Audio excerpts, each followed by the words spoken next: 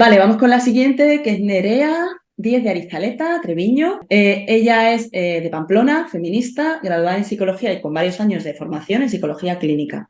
Ahora con un gran interés en seguir creciendo como profesional, deconstruyéndose día a día y en poder seguir creciendo en el campo de la terapia sexual y de pareja. Ha cursado con nosotras el máster en terapia sexual y de pareja con perspectiva de género y nos presenta otro temazo que es culpabilidad en el deseo sexual de las mujeres. Listo, Así que vale. adelante. Vale, pues gracias mucho por la presentación. Efectivamente voy a hablar de la culpabilidad en el deseo sexual de las mujeres. Agradezco mucho haber podido hablar ahora después de otras compañeras que han abierto un poco vías que voy a tratar ahora, ya iremos viendo.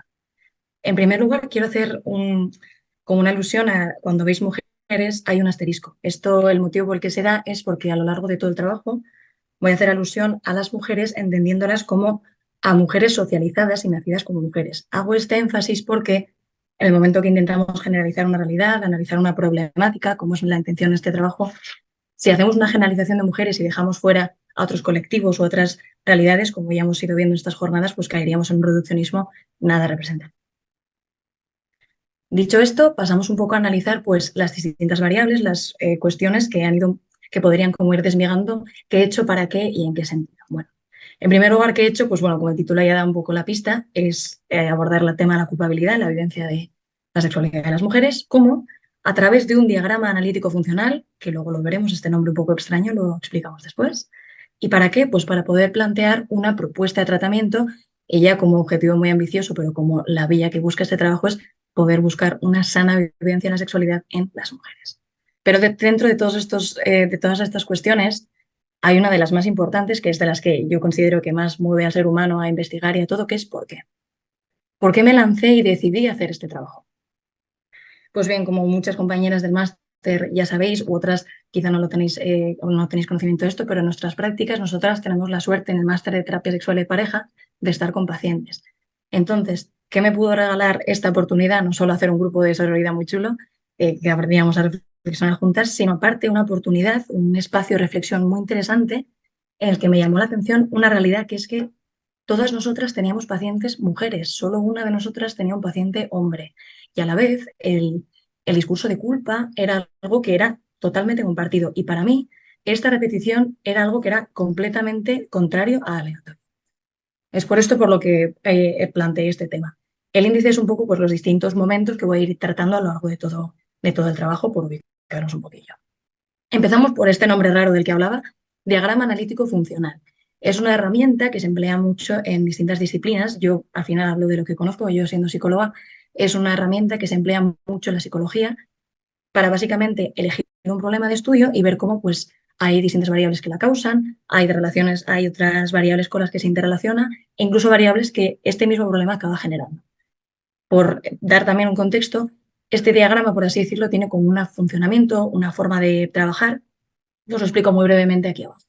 El rombo básicamente son variables que no se pueden modificar. Son así y así no se pueden modificar. Luego el rectángulo corresponde a problemas o consecuencias de un problema. Y luego está el círculo, el cual consiste en variables causales o mediadoras. Luego el tema del grosor básicamente es el rectángulo es, conforme más gruesa es la línea, es más relevante, mientras que en el círculo, cuanto más gruesa es la línea, quiere decir que es más modificable. ¿Esto por qué es importante? Porque pasamos ahora a nuestro diagrama analítico funcional de este trabajo, que es el que presento a continuación.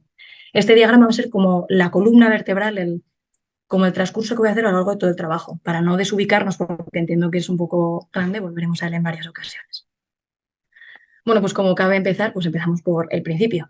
La opresión de la mujer en la historia. Lejos de ponerme a dar ahora una clase de historia, que creo que no procede, me parecía interesante poder dar unas pinceladas en las cuales se ubicaba un poco cómo es la realidad y cómo ha sido la realidad en España de las mujeres y cómo de insultante y heavy es que estas fechas sean algo tan próximo, porque es que no fue hasta 1910 cuando las mujeres pudimos empezar a ir a la universidad. Hasta 1931 no teníamos derecho al voto. Después llegó algo que creo que nos va a pillar por sorpresa, que fue la dictadura, en la cual la situación de las mujeres, pues como todas conocemos, no era de lo más favorable. No fue hasta 1981 cuando se sacó adelante la ley del divorcio, una ley que liberó a muchas mujeres de situaciones de absoluta violencia machista. En 1983 se creó el Instituto de la Mujer, el mismo que a día de hoy se valora por muchos partidos políticos que se debe derrocar. Y luego en 2006 fue cuando empezó a impulsarse el comienzo de la igualdad, de la ley de igualdad, la cual ya sabemos que sigue siendo una asignatura. Por todo esto podemos decir que históricamente las mujeres somos culpables. A lo largo de toda la historia, la mujer ha sido sujeto de odio y víctima de una sociedad que siempre la ha dejado atrás, por una historia escrita por hombres y para hombres. Muy bien, ya habiendo visto la causa modificar, que no se puede modificar, pasamos al término de patriarcado.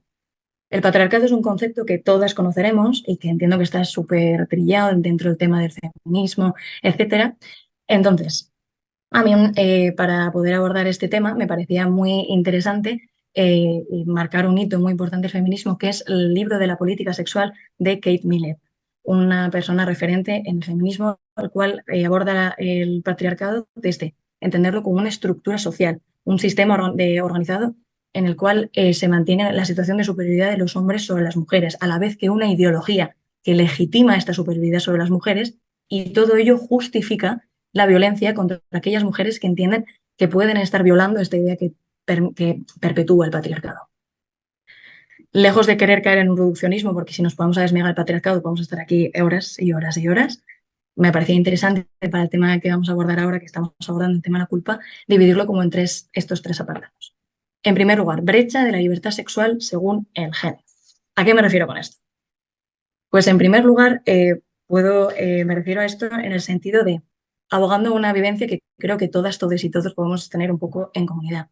En el momento que se plantea el tema de la masturbación, por ejemplo, en un centro escolar, cómo de repetido y normalizado está que los chicos, cara a hablar de la masturbación, casi proclamen, incluso farden e incluso exageren el consumir pornografía, por supuesto hetero, no vamos a entrar en que eso, bueno, eso no hay lugar a duda que es solo hetero, y que ellos lo guardan con total libertad. Mientras que las mujeres, las chicas, incluso ya habiéndose adentrado dentro del mundo de la masturbación, ocultan, lo viven como algo que no se puede comentar y ya es algo como que comúnmente todos, sin saber por qué, hemos asumido que tenemos que ocultar hasta una edad de la que empezamos a valorar que se puede hablar del tema. Y luego ya avalado también por estudios, los cuales se demuestra cómo las mujeres puntuamos mucho más alto al hablar de masturbación en temas como asco, vergüenza o culpa. Luego también se puede dar dentro de estos estudios situaciones como en el momento que se plantea una misma situación a hombres y mujeres, como es recibir una imagen explícita no solicitada, cómo las mujeres lo pueden vivir como un acto de violencia y cómo los hombres desde un privilegio ni siquiera pueden llegar a contemplar que quizás es un acto violento y pueden llegar a verlo hasta favorable. Roles de género. Para abordar los roles de género podría entrar a hacer muchas, como ya sabéis, pues muchísimas definiciones, muchísimas ideas, muchísimos matices muy interesantes, pero en concreto me interesa mucho una que hace la autora Gerda Lerner en su libro Creación al Patriarcado, muy recomendable, en el cual plantea esta definición. El género es una camisa de fuerza dentro de la cual hombres y mujeres bailan una danza desigual. Me parece interesantísimo ver cómo esta camisa de fuerza, que hará enfocarla a las mujeres, se puede entender desde unos roles androcéntricos, que quiere decir como obligar a las mujeres a actuar de una manera que perpetúen intereses de los hombres, a perpetuar también una visión de la sexualidad como muy argumentada desde lo natural y por eso es mutable parece, en que los hombres se basan en los genitales y el cuerpo y las mujeres tenemos que regirnos en un funcionamiento más centrado en las palabras y el afecto, sin llegar también a entrar a la dicotomía constante que está en un sin vivir en un inalcanzable que se plantea a las mujeres desde estos roles de ser cuidadora, seductora, discreta, exuberante, contra una constante contradicción. Pasado a ver ya el tercer punto que comprende la parte del patriarcado, hablamos de la instrumentalización de la mujer. Cuando hablo de la instrumentalización de la mujer, me he centrado en la parte de la pornografía y en la parte de la prostitución. ¿A qué tipo de pornografía me estoy refiriendo? La pornografía que, por ejemplo, vende y promueve la conocida plataforma canadiense de Pornhub, quien mismamente en su ranking de 2019 planteaba como temas más buscados la pornografía hentai y la pornografía lésbica. Esto, lejos de parecer un dato anecdótico, tiene mucho en sí. La pornografía hentai, pues si no lo conocíais, alberga dentro de su género también un anime más en concreto que se llama anime lolicón, el cual está como formado por contenido de mujeres con actitud, con apariencia prepuber, como niñas, y eso está súper viralizado. O la pornografía lésbica, que también está muy viralizada, que es importantísimo vincular al otro dato que también ofrece esta plataforma, que es que casi el 70% de sus usuarios son hombres. ¿Esto qué quiere decir? Que esta pornografía sea tan viralizada y que la mayoría de sus consumidores sean hombres es otro ejemplo más de cómo este colectivo acaba cayendo a la merced de las necesidades sexuales de los hombres, sigue siendo un instrumento de los hombres y para su disfrute. Hablo de la pornografía, la misma que defiende y critica el Salón Erótico de Barcelona en su vídeo de 2018, muy interesante, en la que no solo habla de cómo la pornografía vende una imagen irreal e inalcanzable de la mujer, sino en la que se da una imagen solo centrada en el coitocentrismo y en la que se permite la violencia y la vejación a la mujer como total normalidad. También hablo de esta pornografía, que por desgracia los datos enseñan que hasta un 47,8% de personas consideran como su único conocimiento de la sexualidad o de la pornografía, que a día de hoy nos dejan titulares como los siguientes, a partir de los cuales se está viendo cómo la pornografía causa en menores cada vez mayor conforme avanzan los años, cómo los chicos generan principalmente, son partícipes de muchas agresiones sexuales hacia otras niñas. Entendido ya el tema de la pornografía, pasamos a hablar de la prostitución. En este contexto, en este trabajo, vamos a entender la prostitución como la utilización del cuerpo de la mujer para un público casi exclusivamente masculino para su propia satisfacción, en palabras de Carl Payman. Para abordar este tema me parecía muy interesante y la verdad que me ha servido de mucho para este trabajo esta obra de Ana de Miguel, que es Neoliberalismo sexual. En esta obra, esta autora aboga por defender que la regulación del feminismo, del feminismo, de la prostitución, bastante diferente, se traería consigo un blanqueamiento de la situación de los puteros en la actualidad, una permisividad ante el manto de hipocresía que aborda todo este tema a día de hoy y a la vez la perpetuación de mecanismos fundamentales de reproducción de la desigualdad actual en la actualidad. Además, también explica cómo permitir que se regulase sería despersonalizar totalmente de dónde vienen estas personas que participan en el tema de la prostitución y que forman parte de él, ya que deja muy alejada la idea tan privilegiada de libre elección que abandera la regulación de la prostitución. Un dato que avala este pensamiento es básicamente que en España el 90% de las personas que ejercen la prostitución son mujeres e inmigrantes en situación irregular.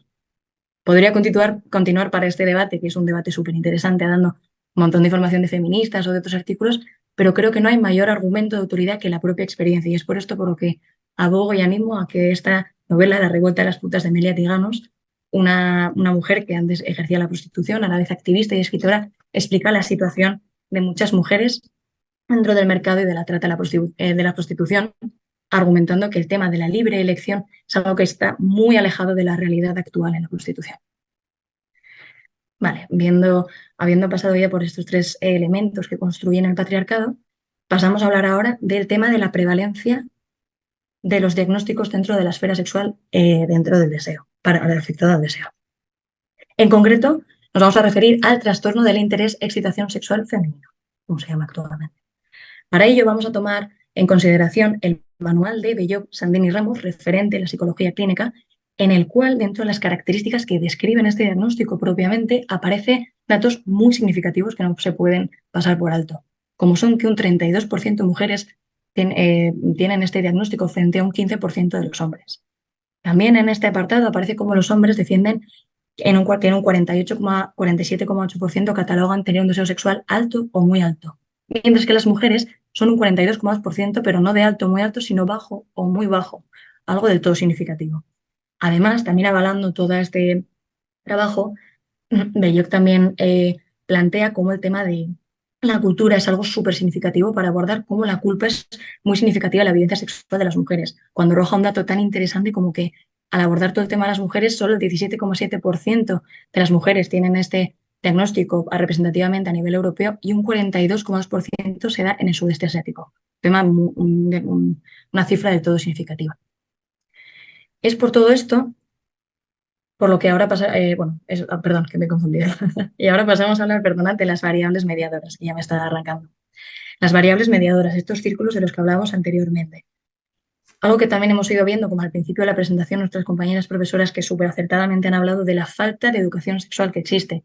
Yo os iba dando una pista cuando ya hemos hablado de ese porcentaje tan exagerado de gente que es su única fuente de educación sexual y a la vez esto que trae consigo, pues perpetuar introyectos, es decir, ideas nada elaboradas y metidas a la cabeza a la fuerza, que perpetúan una situación de la mujer absolutamente violenta, que hace que luego esas mujeres vayan a consulta pensando que es su problema, cuando lo que pasa es una falta de educación.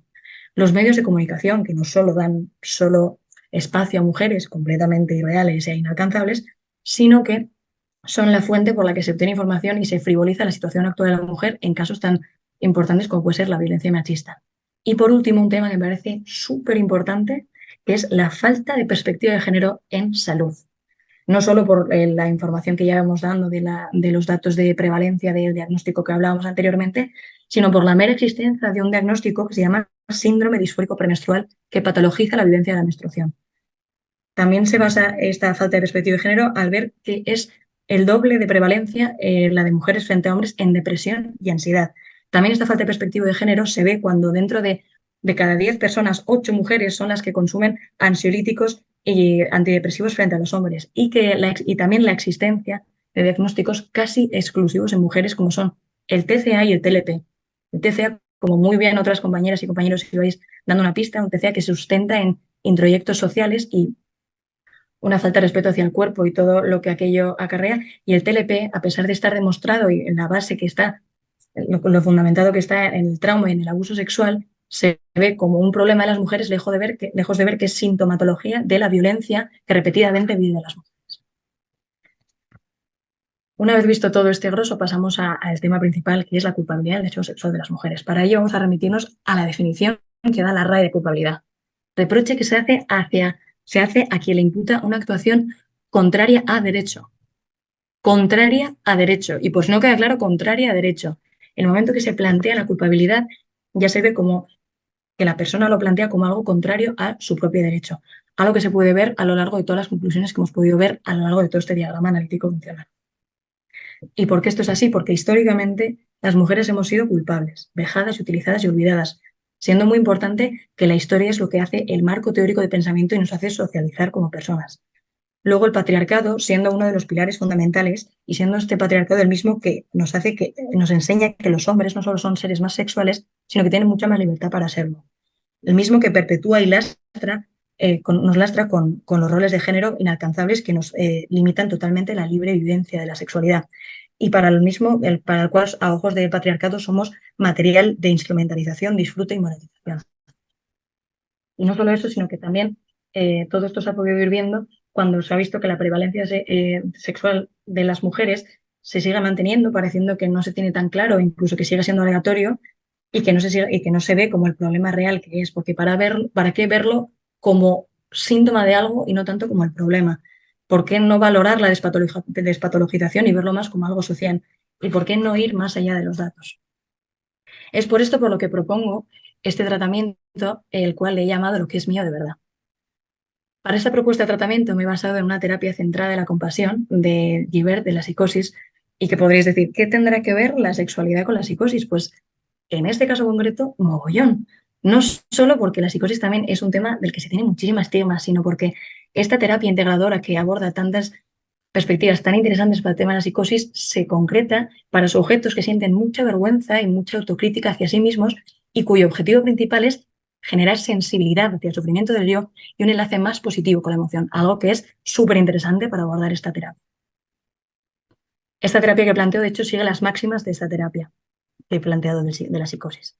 La primera fase sigue la máxima de el grupo como base segura y directriz de recuperación. Esta se comprende en dos dinámicas. Una primera, en la cual la dinámica funciona siendo una persona entrevistada y otra entrevistadora. Cada uno de los días, haciendo parejas, cada una va a tener como un guión de preguntas en el que va a ser como una anamnesis, como una historia de vida sexual, en la cual se va a ir planteando distintos temas. Cada vez que haya habido una entrevista de cada una, luego se expondrá al grupo y lo mismo al día siguiente. Una vez haya pasado esta dinámica, pasamos a la siguiente de coloquio y desahogo. Básicamente se genera un círculo de debate en el cual se van lanzando ideas a la terapeuta y se anima a que entre todas vayan sacando conclusiones y luego después se hace un resumen para quedarse con las ideas principales para luego ir trabajándolas en casa. La fase 2 sigue la máxima del grupo como base segura y directriz de recuperación. La dinámica 3 se titula Me pido perdón. Esta dinámica es grupal. Es muy interesante porque en esta dinámica se anima a que, tras lo visto en la fase 1, cada paciente, cada participante de esta terapia vaya viendo en qué se pediría disculpas y lo haga a manera grupal para que se cree como un círculo de sororidad y de espacio en el que normalizar las disculpas hacia uno misma. Y luego ya en el ámbito más individual, desde el ámbito más experiencial, se anima a hacer la dinámica de a mi yo pequeña le diría. Este enfoque experiencial anima a la participante a que se hable a sí misma de pequeña y se le expliquen cosas como cómo le habría gustado que le explicase la sexualidad, qué le habría gustado que le hablasen de su libertad o incluso una forma distinta para aprender a vivir la culpa. Y como última y tercera fase, esta fase sigue la máxima de recuperación y mira hacia el futuro. Lo principal en esta fase es educar, principalmente en un concepto muy interesante que me ha parecido para este tratamiento, que es trabajar la clave erótica y después ya centrarse en enriquecerla. A esta dinámica que vamos a emplear en esta fase la he titulado Mi habitación erótica. Básicamente empleo esta metáfora de habitación para emplearla como un espacio que tú misma, de manera individual, personal y con tus propios gustos, vas rellenando en la medida de tus tiempos, tu capacidad para hacerla como un espacio seguro y al que acceder, que vas personalizando y enriqueciendo lejos de la culpa que nos hemos, ojalá, podido quitar en fases anteriores. Por eso lo he titulado Lo que es mío de verdad, porque la culpabilidad, lejos de ser algo que nos siga llevando a consulta y por lo que seguimos siendo tachadas de problemática, es algo de lo que somos sufridoras y quiero terminar con una frase que leí de un político al hacer análisis de toda su trayectoria política, y es que él mismo decía como quizá el error está siempre en hablar a los convencidos, porque día a día seguimos sabiendo que nosotras nos seguimos formando en feminismo, en patriarcado, en toda la terapia sexual y seguimos siendo terapia cuando esto no tiene ningún sentido, como bien decía Menchu, cuando esto no es algo común, cuando esto no es algo que la sociedad nos acompaña y que es un poco que se da en comunidad. Muchas gracias.